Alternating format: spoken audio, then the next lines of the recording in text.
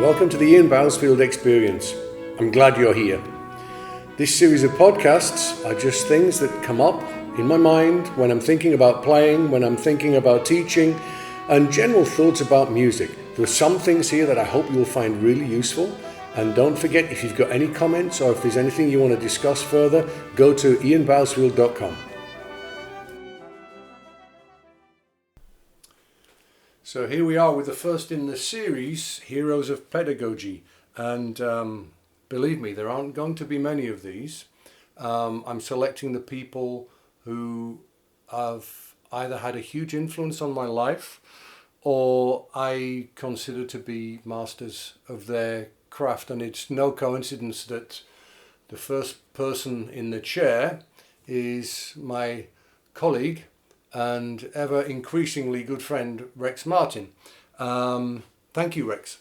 Oh, thank you, Ian. Could we just get the formalities out of the way, if you wouldn't mind, and tell us a little bit about your childhood, where you're from, and how music came into your life? Well, I was born into a family of amateur musicians. Both parents loved to sing. My father was the single finest whistler I've ever heard. Mother sang very beautifully, played piano and organ, and I was the youngest of 6 kids. And when we would go places in the car, I think unbeknownst to us, we were always required to sing. We were constantly singing. I don't think we realized that was for crowd control. That was to keep us from hitting each other and pulling each other's hair. But from an early age, we were always singing. We were all required to play instruments. It was quite a strict requirement. So when it came time for me to choose an instrument, I guess I was 9 or 10 years old, I went to the band office and I saw this chart on the wall of all the instruments of the orchestra, from I think probably piccolo flute was the top, down to the bottom, which was the contrabassoon. So I announced as a 9-year-old, I will play the contrabassoon. And a very patient and very wise band director told me, well, you'll have to start with clarinet, and after a few years move to oboe. Perhaps when you're in high school, move to the bassoon. And when you go to music school, to college, if they own a contrabassoon, that's when you'll be able to start on that. And I think already at that point, which I think was 1969 or 1970, I think contrabassoons were already well over $20,000 or so. They were as expensive as a house. And so I saw the next instrument up was the tuba. So I said, okay, then I'll play the tuba, which was not my first choice because both of my older brothers had played the tuba. Oh, really? They both played it because my family didn't have very much money, and so we had to choose instruments that belonged to the band because we couldn't afford to buy one or to rent one. So they played the tuba because that was the free one. And in the end, it looked like I chose the tuba to follow in the footsteps of my brothers, and I didn't at all. I didn't want to. I chose it because it played the lowest notes. Cool. And at which point did you realize that you were different, that you were perhaps a little special? I didn't really realize that I was special, even though I was always able to play my parts. I was always, I think, a very good player. Didn't have any instruction until I went to college. So for the first 10 years, I didn't have lessons really at all. Okay. But I wasn't actually, to backtrack a bit, I wasn't able to start on the tuba. My band director was fresh out of college, and he'd learned that you can't start on the tuba. If you're going to play the tuba, you have to start on the baritone. And after a year or so, you could move to the tuba. And I had no intention of playing the baritone because both brothers had started on the tuba. I was a tall kid, a big kid already at that age. I knew I was big enough to play it because both of them had done it. And he said, no, you'll have to start on the baritone. And I was already a pretty willful kid, even at that age. Willful enough that it could be problematic. Not as problematic as it became later in life, but I was already pretty willful. And he could see that, and he said, well, I'll make you a deal. You start on the baritone, and as soon as you can play the Washington Post March on the baritone, I'll let you switch to the tuba. So he gave me a baritone with a fingering chart and the Washington Post March. And a month later, I came in and played him the Washington Post March. And he said, a deal's a deal. Here's your tuba. Okay. And just... And so I think already that was a sign that I had some... You were progressing. Yeah, I was good enough to play it. And that's a fairly challenging piece for a 9-year-old to do that. Yeah. I was able to play very complex pieces at a very early age, but it wasn't until I was 16 or 17 I went to a summer music camp where there were, I think, 25 or 30 tuba players, and a lot of them, for me, coming from a village of 600 people, then moving to a big town for us of 5,000 people, I was almost always the only tuba player there. So I didn't really hear other people. And these were kids from Chicago and the suburbs, good band programs, had private lessons. And I won the audition on top of all of these people and got the attention of some of the other people at this festival. And it was then I realized, okay, maybe I actually am pretty good at this. A question just occurs to me. Do you think that not actually having formal lessons for the first 10 years, yet being surrounded by music, was an advantage or a disadvantage? Tremendous advantage. Right, I agree. A tremendous advantage. Yeah. Because I was learning to play the instrument kind of like a good jazz player learns to play their instrument. Right. I could play things by ear. I'd look at a piece and just hear it, and I could just play it. And I think that's part of an advantage that I have, that it might have been because I didn't have a teacher, it might just be the way I'm wired, but I've never, ever heard words or conversation while playing an instrument. And I think that probably was helped by not hearing words describing music until I was already pretty advanced. And do you think that forms your teaching method? I think it informs a lot about my teaching. That's fascinating. Something else that we agree on, because actually my childhood was quite similar. You know, surrounded by amateur musicians and the singing. Yeah. Amazing. Now, you've mentioned a couple of names to me many times over a glass of wine. The first being someone called Ed Livingston. Yes. Could you tell us about him? Ed Livingston, he was a very important person in my life. He was my first teacher. When I talk to someone about something and I refer to this as something I learned from my teacher, I'm talking about Ed Livingston. Even though I think worldwide people would know me more as a student of Arnold Jacobs, Right. When I talk about my teacher, it's Ed Livingston. Right. And he was my teacher from the age of 18 until 21 or so. 20. Studied with him officially for 4 years at the university. But after 2 years, he said, I've run out of things to teach you, and sent me on to Arnold Jacobs. But he had a very practical approach to almost everything, a very analytical approach to everything that we do, a very professional approach. And he had this ability, quite an amazing ability, which I don't share, to do two things that I wish I could do better. And that's to take a student from a 0 level to the 85th percentile really fast. Right. And the second thing he did, which he did marvelously, is he instilled this sense of I can play anything in every one of his students.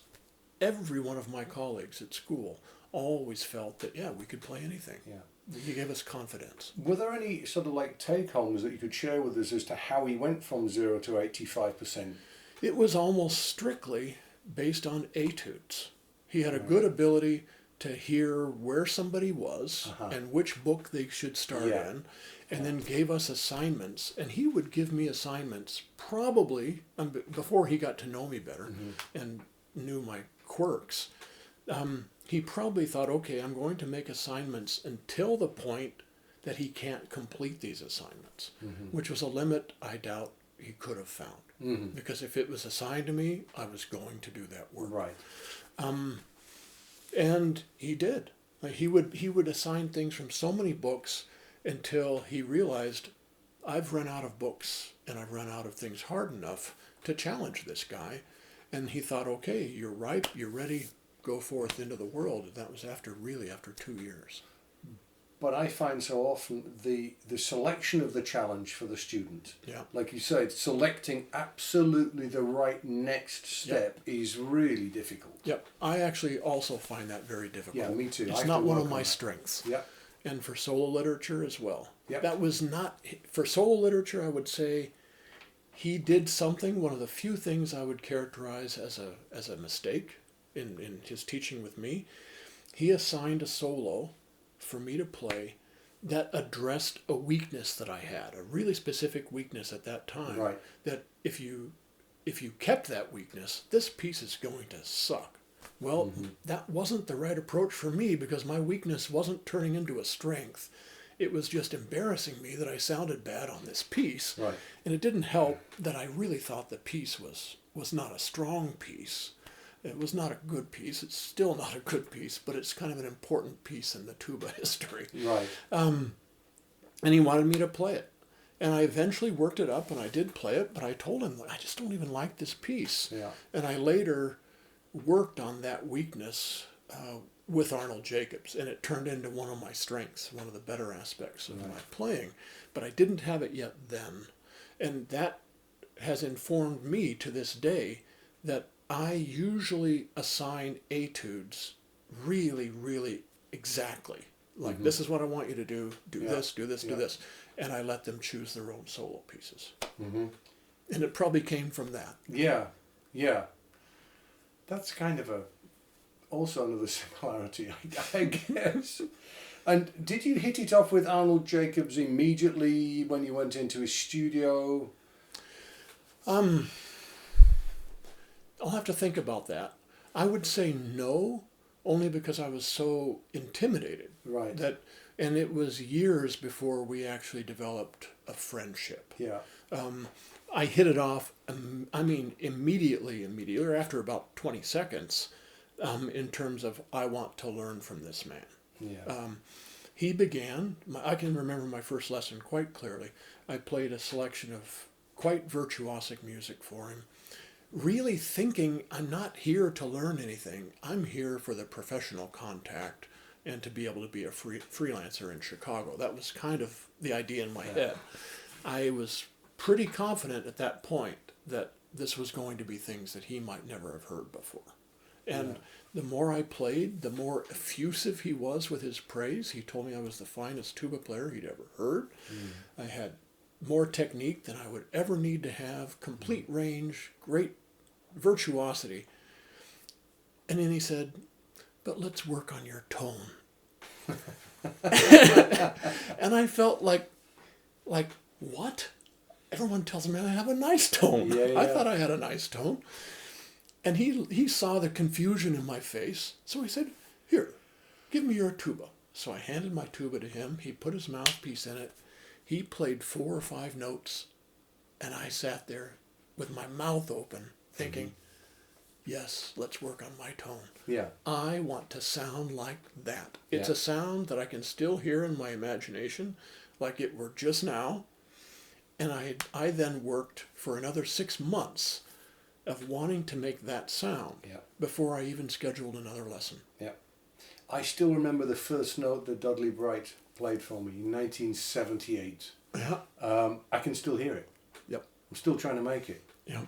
Yeah. Mr. Jacobs had the clearest, most beautiful tone I ever heard in my life. It was gorgeous. Are there any other, we're going to come back to Arnold Jacobs later, if you don't mind. Are there any other influences around that time of your life, perhaps non-brass playing, non-tuba playing, sort of musical influences? Yeah, a lot of musical influences. I would say primarily musical influences, people that I never met. Just I listened to as much music as I possibly could. A lot of singers, a lot of piano players, a lot of orchestral music. But it took me a while, in fact years, before I was able to really learn from that. I was learning with a very wide angle lens at that point, just trying to soak it in. And forming your musical archive. Yep. It took me a long time to be able to do something that I read an article before I even met Adolf Herseth, I read an article about him where he said the two biggest influences on his phrasing were Frank Sinatra and Jussi Björling. And so I immediately went to the record store and bought Frank Sinatra records and Jussi Björling records. I liked them both. I thought that the specific albums that I bought, I thought already at that time, which would have been 1978 or 79, I remember thinking that Frank Sinatra's music didn't appeal to me. It seemed kind of old-fashioned at the time, and I just didn't really like it. Right. Whereas Jussi Björling was all entirely new music, all obviously operatic music, and I loved it, but I couldn't really get what I needed to learn from him yet, other than this was beautiful. Years later, you can fast forward maybe 5 years or 10 years, and I can hear exactly what Herseth was talking about, and I could hear it in what he was doing, and thinking, yep, he stole that, he stole that, he stole that. But I didn't get that right away. But I got inspiration directly from other brass players. I mentioned already Adolf Herseth. I learned a lot from Ed Kleinhammer, but that was probably more from sitting next to him. I played 3 years next to him, and I learned a lot about being a professional from sitting next to him, although I also took 2 or 3 lessons with him. Right. What year did you move to Chicago? The fall, let's say August of 1982. Okay. I finished college early in December of 81. I should have finished in May of 82, but I finished a semester early. And was already in the Chicago Civic Orchestra, or the Civic Orchestra of Chicago, and was driving back and forth up to Chicago to do those orchestra rehearsals 2 or 3 times a week. Where I went to college was about a 2 or 3 hour drive from Chicago. And then Arnold Jacobs asked me specifically to move to Chicago. He wanted me to study with him some more. In his thinking, he never told me this, but I think in his thinking he already knew this is my Nachfolger. I think he was already thinking ahead. We had already hit it off, to go back to your original question. We'd hit it off really well by then. So you sort of arrived in Chicago sort of like in the epicenter of the Schulte years, didn't you? Which, I mean, I remember every time the Chicago Symphony Orchestra came to London, the concerts were live on national television with Schulte, you know? Coming doing the Mahler or a Bruckner Symphony or something like that, you know? So. And were there any other orchestras around that time? I mean, everyone talks about the legendary Cleveland with Zell, you know, Chicago, Rainer. Was that the kind of the diet that you grew up with? Yeah, well, I would say I grew up listening to almost no classical music, other than like the singing stuff that we would do at home and the band music I was doing at school, which that band director chose really good quality music for us to play. But I was listening to mostly rock and roll growing up, and still do to this date, in fact. But when I decided to be serious about being an orchestral musician, because I also wanted to be a jazz player when I went to college. I really wanted to play jazz, to be a commercial player, and I wanted to be a studio musician. I thought that was the life for me, because I didn't know enough about classical music to have developed a great love for it. But when I started listening to orchestral music, it was almost always either the Chicago Symphony or the London Symphony. And those were the two that shaped me a lot. And if anything, I remember hearing Vienna Philharmonic recordings and just thinking, that's a horn sound. That was just, I remember hearing Das Lied von der Erde, thinking, oh my God, I've never heard horns. That particular sound. But still to this day, the Rainer Chicago recordings can give me a lot of pleasure. Yeah, even if it didn't give a lot of pleasure to the people who had to suffer under him. I knew a lot of those people. And those that were there when I started to substitute in the Chicago Symphony, which was beginning in, I think, September of 1982, I think about 80% of that orchestra had been hired by Rainer. They were still there because he'd fired everybody else. So they were all young. do you remember Byron Peebles, who was in the Los Angeles I Philharmonic? never met him. Yeah. I've heard stories. Previously, he was in Cleveland, and he told me that, I mean, in the 50s, he was in Cleveland with Zell. And he said every day he'd get in his car and he'd sit before he started the car and say, "Please God, not me today." That was a different time, wasn't it? It was. Really. It really was. And it did something very particular. I would say peculiar, but at least particular in Chicago, is that it built this orchestra of badass musicians because their lives, or at least their livelihoods, depended on it. Yeah. That every day they knew they could be fired. Yeah. And so they came obviously very well prepared. Nobody would dream of coming to a rehearsal unprepared because that could be your undoing. Yeah. And it also gave them a performance ability that no matter what, they were going to do their job. Yeah. And it's kind of, I mean, I made this statement to somebody recently and they just didn't take it the way I meant it. I said this formed an orchestra of assassins. Right. And mentally, I meant that in a very specific way that you would understand. But if someone doesn't have that mentality, they don't understand. They think, how could that make beautiful art? Well, but it really did make beautiful art. It's just that the motivation was odd. Yeah, absolutely. Absolutely. No, I can relate to that totally. And Herseth made a comment once. He said that taught us that we had to intimidate the conductor before he would otherwise he could intimidate us. Absolutely.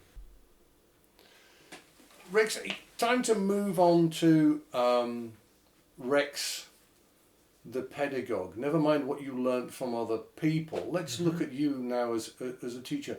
How do you choose a student?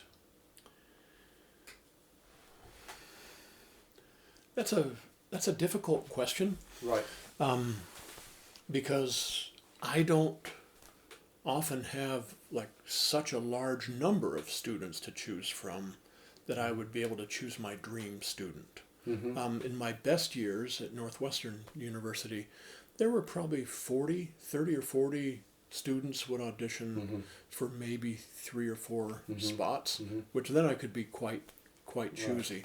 And if I could say I could choose my student, I would want first and foremost to have someone that would already play with a sense of conviction, a sense of style, a sense of knowledge that what they're doing is quite beautiful and that they would love what they're doing. I would dream that they would already have a refined sense of rhythm before they come.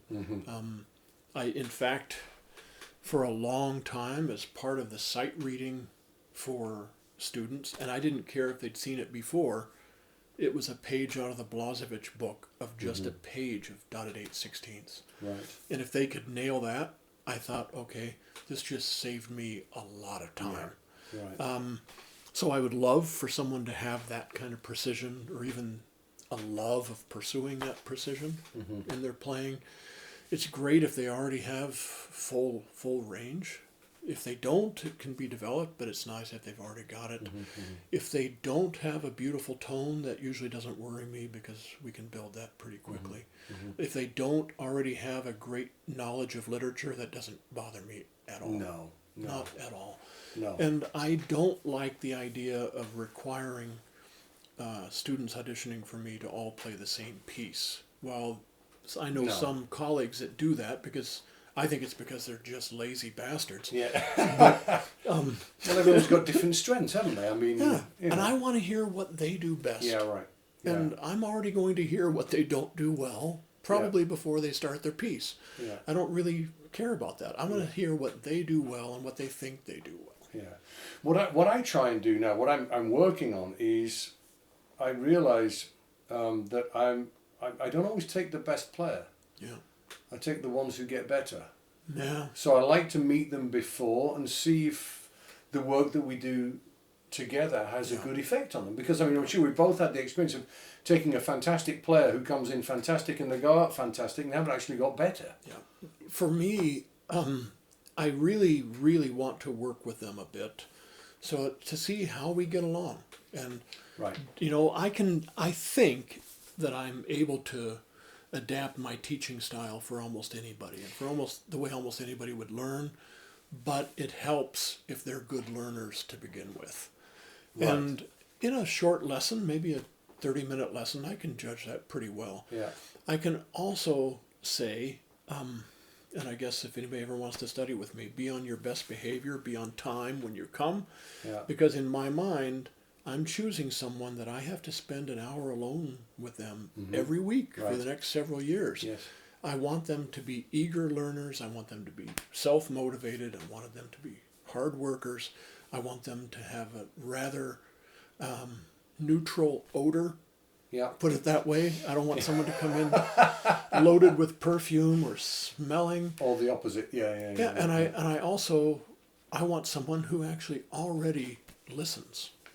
Right. Because I have had people audition, and in the middle of the audition, I can barely get a word in edgewise because Yeah. they're doing all the talking. Perhaps out of nervousness, or perhaps just out of their personality. Obviously, I wouldn't be interviewing you were you not one of these teachers who can adapt their teaching methods almost for anybody who's sitting in front of them. But is it important for the student to know what you're doing with them? I would actually stress that it's the exact opposite. Yeah, right. Yeah, I want to be It's invisible. best they don't know what you're doing. Yeah, Yeah. yeah. Most of the time, what we are actually working on is something or some things that they are entirely unaware of. Yeah, it's your concern, not theirs. Yeah. Yeah. Yeah. Ed Livingston actually had a skill, and Frank Crisafulli had the same skill, which I think is marvelous. I'll describe it from a student of Ed's. Tim Myers, who's now the principal trombone in the St. Louis Symphony, came to Northwestern. He's a year or two older than I am. He went there as a euphonium student, Yeah. a marvelous euphonium player. And at the end of his very first lesson, dear Frank, he later became a good friend of mine. Dear Frank said to him, "Now next week, of course, you will bring your trombone." He didn't even own a trombone. The rest of his 4 years, he had trombone lessons. And he was one of the most talented and beautiful players that I knew as a student. Just a really great trombonist, a great musician. And we later were colleagues in the St. Louis Symphony. I played there for 2 years when he was the kind of the Wechselposaune at that time. Having been a euphonium player, vowels never troubled him, and he was a good player. And we had refreshments one evening, and we were just discussing, and he said, "You know, Rex, when I graduated from Northwestern, I was so frustrated because I felt I hadn't learned anything Right. from Frank. I'd learned nothing at all." He said, "Now, after having played professionally for 10 or 12 years, I realize that nearly anything that I do well, I learned from Frank." Yeah. Yeah. And I loved that story Yeah. because, and Beautiful. Ed taught the same way. He made the students think they'd done everything on their own. Yeah. And I've known other teachers, and I won't name names, but a specific person or two has just come into my mind, that no matter how beautifully the student plays or gets better, they demand credit for it. Yeah. Yeah. And if a student wins a job, it's because of their Yeah. excellent teachers, not because of the work they did. Yeah. And I think that's a crime. I heard a great saying, advice to teachers: never accept credit for your student's success, nor responsibility for their failure. Yeah. You can't take one without the other. Yeah. Or if you're going to accept the first one, Yes, you you better have accept to- the second. yes, absolutely. Yeah, absolutely. Yeah. So I mean- anyway, another quote from Ed Livingston. Please. In the very first lesson I had with him, he said, "I want to teach you to teach yourself." Right. You know, so to where I wouldn't need him anymore. Yeah. Rex, are the similarities ever going to end? This is incredible. I mean, the thing with the teaching is, our friend Patrick Harold said to me years ago, the only piece of advice, or the two pieces of advice he gave me on teaching, one were make them sing, Yeah. and the other was the best teacher is a pickpocket. They don't even notice it's happening. You know, and I now sort of say it's the James Bond thing, information given on a need-to-know basis. My slight concern about this is it's that philosophy of teaching requires, in my opinion, I don't know what you think about this, it requires almost a lexicon of knowledge and information on part of the on the part of the teacher. Mm-hmm. If the teacher then starts giving that information to the student, the teacher is just trying to prove how clever they are. Yep. I'm pointing at myself right now, Mm-hmm. 20 years ago. It's like, this is this and this is this. And in the end, just tell them a few words that they need to know.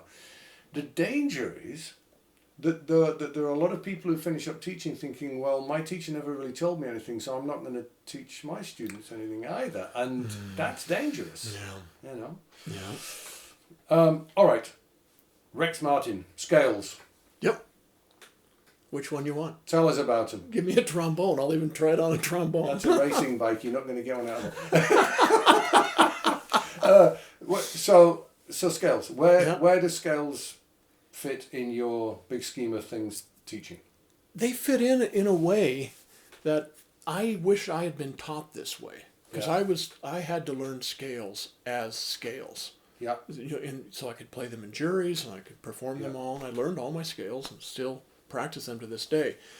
But I teach them differently, and I now practice them differently than the way I learned them, because I try to actually show the students the value of these and how you can use these to practice anything else. Right. But also as a reader, as a sight reader, if you know your scales and your arpeggios in all forms, you've pretty much got the Lego pieces to put everything else together. Yeah.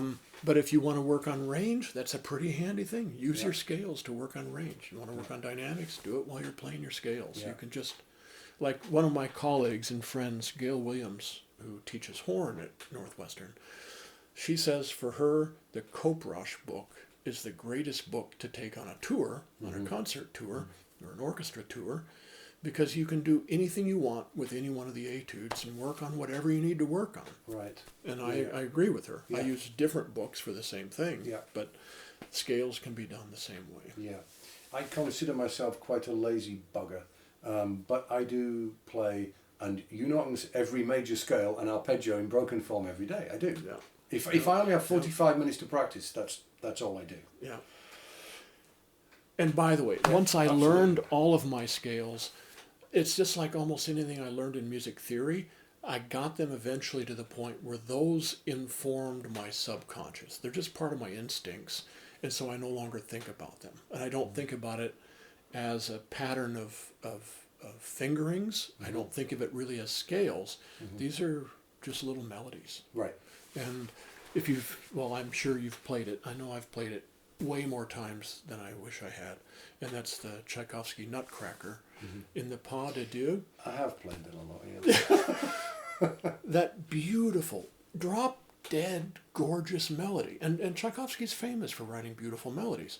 The melody of that is a simple, complete, descending G major scale in the cello section. Yeah, and it's one of the most beautiful melodies you'll ever hear. Absolutely, absolutely.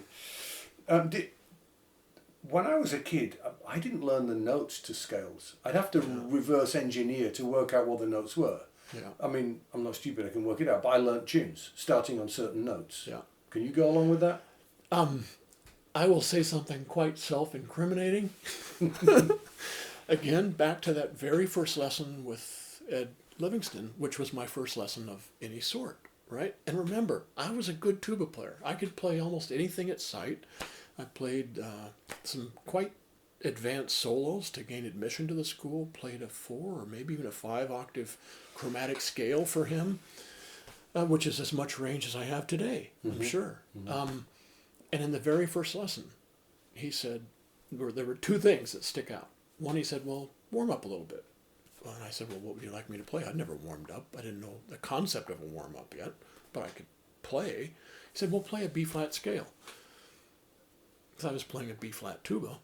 And he looked at me, and I looked at him, and he says, remember, he just heard me play this really advanced music. And he says, do you know your scales? No. Yeah. There you go. I didn't know my B-flat scale. The The other incriminating part of that, he and I then played a couple of duets. Right? We're playing a duet, and at one point I got on the wrong partial on something up high. And he said, well, let's back up. And let's go back to that E flat. And I pause, and he could tell that I'm looking around. He says, Rex, do you know the names of the notes? Right. And I looked and I thought, well, I can figure it out. Again, I'm not stupid, but like you said, I'm not a moron. I can figure it out. But to me, that E flat was not called an E flat. That in my brain was first valve. Right. When I first went to the Halle Orchestra, when I was... I apologize to anybody listening to this that might have thought I was a good player. There's a couple of things there. I realize I expect things of my students that I never expected of myself when I was their age. But the benefit of experience teaches me that I wish someone had made me bloody do that. Yeah. So I make them do it. See, and I would say the opposite. I excuse my behavior, my ignorance, by that is something that you don't actually need to play beautifully. That's something you need to communicate with somebody else about it. Yeah. So I could play the piece, but I didn't know which one was an E flat. Listen, just to go along the same lines, when I first went to the Halle Orchestra when I was 18, I could only read B flat treble clef, and all of a sudden I had alto clef, tenor clef, add two sharps, take two flats, bass clef, same thing, down a fifth kind of thing, sort of trying to transpose and whatever. And somehow I made it work, and I remember in the first 6 months, the conductor looked at me and said, "First trombone, what note do you have? The third crotchet of letter C." And I looked at the partner and I went, he said, "It's a simple question. What note do you have?" And I turned to the second trombone player and said, "What note is it?" He said, "It's an E flat." I've got an E flat. And I was the same. I kind of like was you kind knew of, it was third position. Yeah, I was kind of reading it. I knew how it should sound because it fitted in with everything around. So, there we go. That's interesting that we both had that. Yeah. Mm-hmm. Sight reading. Yep. How important is it? How important is sight reading for the musician's brain, for the human brain, never mind the practicalities of you need to be able to read the music when you go into the orchestra? Yeah, because that's two completely separate things. Exactly. I remember a conversation with Frank Crisafulli where he said, "Why should I require my students to sight read? I've never needed to sight read once in my career." Mm-hmm. And by that point, I had pretty much made my career on the back of my sight reading ability. Yeah. Because Ed Livingston, again back to Ed, he required me to do sight reading in every lesson we ever had. Yeah. And to the point that we were doing these is it Alphonse or Andre Lafosse? Lafosse, yeah. Lafosse, have you ever seen his sight reading method? Yes. I mean, by the last book of that thing, it's going through It's all the crazy, clefs in terrible manuscript, and that's what Livingston made us do, to where we all became good readers. And also wanting to be a jazz player, I've just been a good reader for a long time. Right. And it wasn't until later that I realized how much better that made me as a player. And that there's two really good advantages that I never knew that I was helped by. One, I learn new pieces of music much faster because it's almost complete the moment that I'm reading it. The rest of it's just details. I can play most of my pieces the first time. The other one, though, is much more valuable. If I'm ever nervous on stage, I tell myself, I could sight read this. Yeah. And then and that nervousness goes away. I switch psychologically. I've got this strange little switch. I switch into sight reading mode. Right. I pretend I'm sight reading, and I've never once been nervous while sight reading. That's very interesting. There's just too much work to do. Yeah, that's right. Yes, now that's an interesting thing. I find myself having struggled with nerves over my whole career, not to the point that it has stopped me doing anything, but it's been an issue for me. When I started conducting, I realized that I didn't get nervous, no matter even in big concerts, like 1,200 people in the audience conducting Wagner or whatever. I had too much work to do to be concerned about what I was doing. And on the trombone, you got so good that you could do all that without thought. Yeah. And at that point, your brain is like a fertile garden, and any little seed that lands there could grow. Yeah. And so when we switch to sight reading, we're using up all that potential to do that. Yeah. And I've got other just mental techniques to help with the same thing, but it's trying to then use up all of my capacity. instead of letting it all Right. be done by, in effect, autopilot, because that's when I can get really nervous too. Are there people who simply cannot sight read?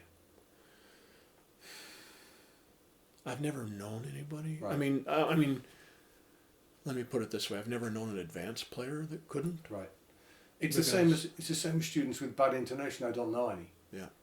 You know, they can. All I've hear it when never, someone I've else never does it. had a student that couldn't be taught to sight read or Right. couldn't be taught to play in tune. Yeah.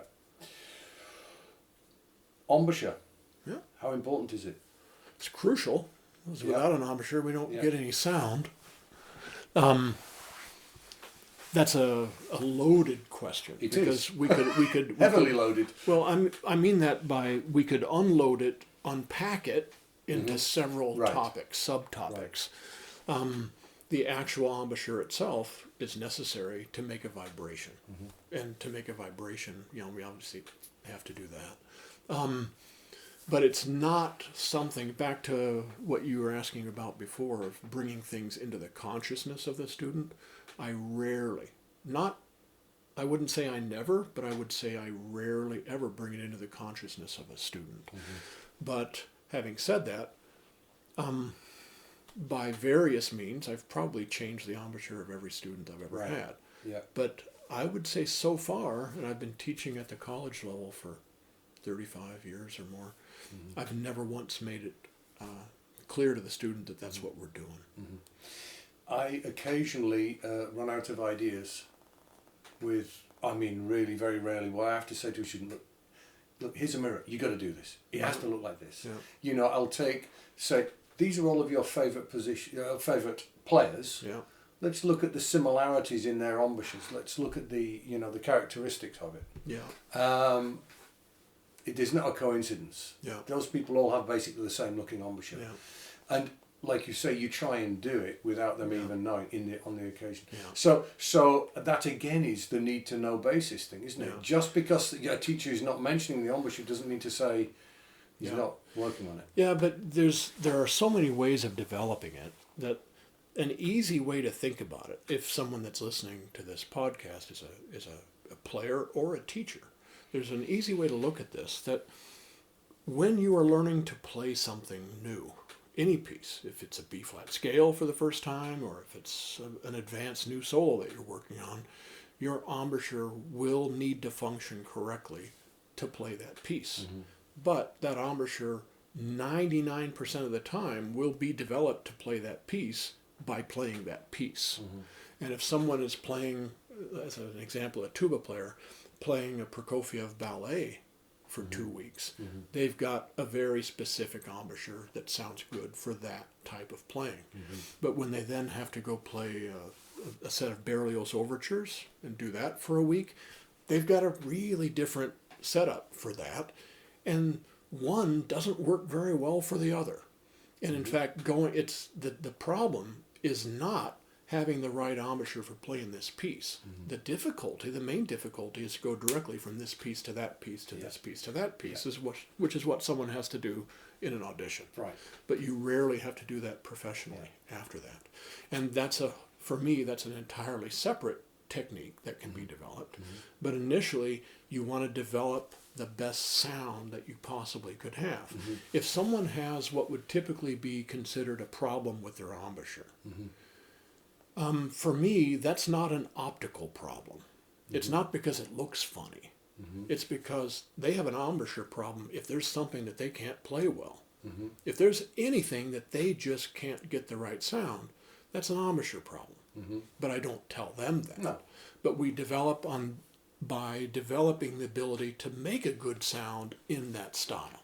And whether that style is pianissimo entrances in whatever register, each one of those is a different embouchure. Yes. If it's fortissimo in the middle range, that's a different embouchure. And those have to be developed. And then eventually one morphs in to the other. Yeah.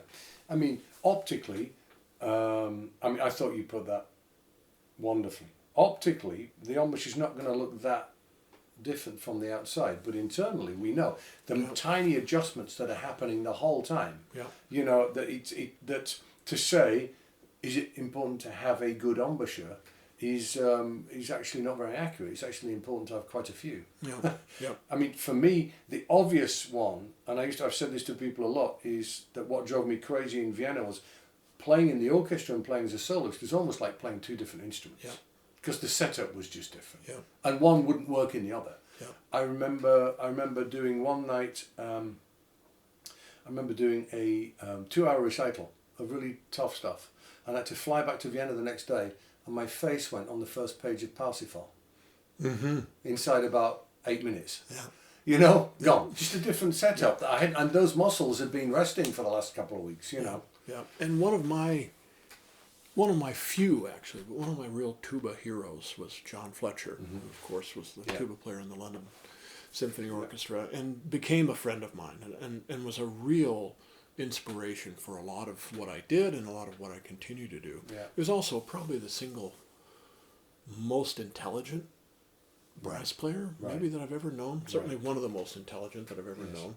Very clever man. And luckily for the world, he also loved to write, and he wrote several nice articles. And one of those was that when he came back from a tour with the Philip Jones Ensemble, he needed a couple of days to get back into orchestra playing. Yeah. And if he then had to play a recital, he needed a couple of days to get into that. Yeah, absolutely. Well, a couple of days. Talented guy, Yeah. And that kind of like loops back into something I said earlier, in that people think the embouchure is not important. They think, I find very often people say, well, I just talk about music. Yeah. Well, why don't they go to a cellist for lessons then, or a pianist? If we have to have the student's best interest at the forefront of our minds the whole time. They don't need to know about it, but not only musically, personally, turning up on time, not smelling, musical good taste, and that everything, that when they leave, they're healthy, and they're going to be able to play healthily for the next 40 years. Yeah. They don't need to know what we're doing. Sometimes I feel it's important to reverse engineer with a student when they get extremely good. Mm-hmm. There are some pretty prominent trombone players around at the moment who I've said, look, this is what we did, this is what you do. If you get a problem, this is how you do this. Because otherwise they're out, they say, well, I never had to think about it and now it doesn't work. So sometimes I actually say, look, this is what you're doing with this. This is what you're doing with this. And if you ever get a problem, that's how it works, okay? Yeah. Do you ever do that? I do that in a slightly different way. Those that think embouchure is not important, I would come back with one of my favorite phrases, which is, well, bless their hearts. they think they're thinking. But in effect, what we really could think about that as is that you need to be able to do pretty much everything. You need to be able to do everything well. And that can be done by practicing. Mm-hmm. And if you're getting a healthy diet and a healthy approach to practicing, you generally won't need to be conscious of what you're doing with your embouchure, right? It helps to have a little knowledge about it, but if that becomes the focus of your attention, that can end your career in the same moment, right? Because now suddenly you're like the centipede. There's this centipede and an ant, and this ant comes up to the centipede and says, oh, look at that. All those legs moving perfectly synchronized. How do you do that? And the centipede thought about it and then couldn't walk anymore. Yeah. Right? And that has happened to a lot of brass players. Yes. So that is a potential problem. Yeah. And I approach it with my own students that they're gaining knowledge of what to do with your embouchure, or what to do with your playing, basically. But they're getting a lot more training in what to think about. Yeah. It's way more important to know what should you think about when things are going wrong. And this basic healthy diet of how to play could basically, again, I'm oversimplifying, but you could think about it as basically us having a mid-range, a high range, and a low range. Mm-hmm. And if you think about, or even give it a little more space, if we make it as 4 octaves, our basic 4 octaves, with this finger, the second one from the bottom, being the second trombone solo from Tuba Mirum. That's basically taking here and a little bit above, right? Yeah. And then this being our low register going down to our pedal B flat. Yeah. This being the upper mid range and this being the high range, right? Yeah. So we need all four of these octaves. We Yeah. have to, as a professional, be quite competent with all four. The main problem that a lot of what you could almost think of as typical brass player problems, you know, I won't even mention them because if someone doesn't have these problems, they don't even know about them. Right. But you know what they Exactly. are. The moment we begin playing our instruments as children, this octave, the first one I mentioned, is the only octave we can even play in. Mm-hmm. Mm-hmm. As we get older, we realize, well, this has taken a lot of time to develop this one, and then this one, and then even more time to develop the top one. Yeah. And when people start playing solos more and more, most of our solo literature is here Yeah. and dipping into here. Yeah. We kind of bypass this. We have a few special effects and Yeah. a few special moments. I'm thinking of a couple of the best trombone solos that make a lot of use of just long, sustained pedal notes. Yeah. Thank you very much. Yeah. When people don't like to practice that stuff. But what ends up happening, and even professionally, people stop spending so much time in this Right. octave. Right. And that's still our most that's important one. the middle register, yeah. Yep. Yeah, That's we our depart bread from the and middle butter. register. Yeah, absolutely. There is not a concert, probably not a single concert a tuba player or a trombone player will ever play that you don't spend a significant amount of time in that octave. But I would say, if I think about all professionals on our instrument, very, very few of them sound beautiful in this octave. And probably equally few feel comfortable and confident playing solo literature in that octave. Whereas when they were 12, they were That perfectly was the only fine. place they ever played, yeah. Yep. Yeah, for me, that part of the middle register, like you say, the Mozart Requiem area there, for me, that's where everything grows from. Yep. I mean, I've got quite a lot of recordings out there with some reasonably impressive high playing on it. I have to work on that. It's not Yeah. there, Yeah. you know. But if I ever lose that middle register, I would be scared to death. Yep. And it comes back to the thing of like, nobody ever lost their job for missing a top D. They lost their job for missing a middle B flat. Yeah. No one cares if people always say, "Oh, Berg three pieces." That's difficult, you know. That's difficult. Oh, he missed that, you know. The chorale from Brahms 4, the first two notes didn't speak. Oh, now that's slightly different. Yeah, now there's an issue. That's Yep. that, like you say, that's where we're making our money. And that's where we're going to leave it for this part of the interview with Rex. We actually recorded for about an hour and 3/4. And after the interview, we talked about it and thought, wow, this is a lot to digest in one go. So that was the end of part 1 of Heroes of Pedagogy, episode 1, Rex Martin. Episode 2, coming up shortly, goes into far more detail about how we do what we do. Look out for that when it comes out. So there you go. I hope you enjoyed that. If there are any issues that you found particularly interesting, don't forget to contact me, and always go to ianbousfield.com for lots more interesting stuff.